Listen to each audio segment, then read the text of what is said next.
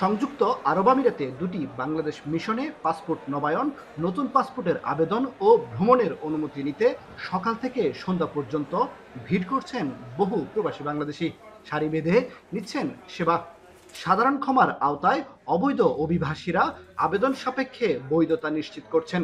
ইতোমধ্যে অনেকে বৈধতা নিয়ে দেশটিতে থাকার অনুমতিও পেয়েছেন। একই সাথে জেল জরিমানা ছাড়া দেশেও ফিরছেন অনেকে। সাধারণ ক্ষমা চলমান থাকায় সুযোগের সদ্ব্যবহার করতে স্বাভাবিক সময়ের তুলনায় মিশনে বেড়েছে সেবা প্রার্থীর সংখ্যা।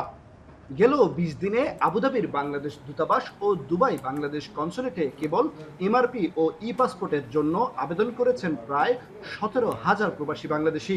একই সময়ে জেল জরিমানা ছাড়া দেশে ফেরার জন্য দুটি মিশনে ভ্রমণ অনুমতি সংগ্রহ করেছেন ৯৩৮ জন বাংলাদেশি। কনসুলেটের পাসপোর্ট উইং জানায়, স্থানীয় ইমিগ্রেশন থেকে এখন পর্যন্ত ১,৯৩৪ জন প্রবাসী বাংলাদেশি পাসপোর্ট পেয়েছেন। এই প্রবাসীরাও সাধারণ ক্ষমার সুযোগ কাজে লাগাতে পারবেন। পাসপোর্টের মেয়াদ ৬ মাসের কম হলে এবং তথ্য পরিবর্তনের প্রয়োজন না থাকলে মিশন থেকে এমআরপি পাসপোর্ট রি ইস্যুর আবেদন করা যাচ্ছে। ই পাসপোর্ট আবেদনের ক্ষেত্রে জন্ম নিবন্ধনের প্রয়োজনীয়তা থাকায় প্রবাসীরা এই সেবাও দ্রুত পাচ্ছেন। তবে দেশ থেকে করা সনদ সংশোধনের ক্ষেত্রে কিছুটা জটিলতা তৈরি হচ্ছে। মিশন জানায়, চলতি সাধারণ ক্ষমার সুযোগ কাজে লাগাতে ইচ্ছুকদের আগামী ১০ দিনের মধ্যেই পাসপোর্টের আবেদন নিশ্চিত করতে হবে। আমরা চাচ্ছি যে সাধারণ ক্ষমার সুযোগ থেকে বঞ্চিত না হোক। এ কারণে আমরা সবাইকে রিকোয়েস্ট করেছি যাতে তারা আগেভাগেই পাসপোর্টের জন্য আবেদন করে দেন, যাদের পাসপোর্ট প্রয়োজন এই অ্যামনেস্টির সুযোগ গ্রহণ করার জন্য।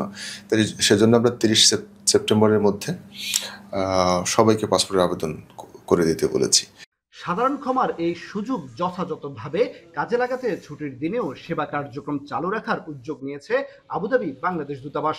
আলাইন ও বেদাজাহিদ অঞ্চলে দূতাবাসের প্রতিনিধি দল অস্থায়ীভাবে সেবা প্রদান করছে। আগামী ৩১ অক্টোবর পর্যন্ত অবৈধ অভিবাসীরা সাধারণ ক্ষমার এই সুযোগ কাজে লাগাতে পারবেন। কামরুল হাসান জনি, এখন সংযুক্ত আরব আমিরাত। ২৫০টিরও বেশি ডিজাইন অপশন নিয়ে ওয়ালটন স্মার্ট ফ্রিজ, বোঝে আপনার প্রয়োজন।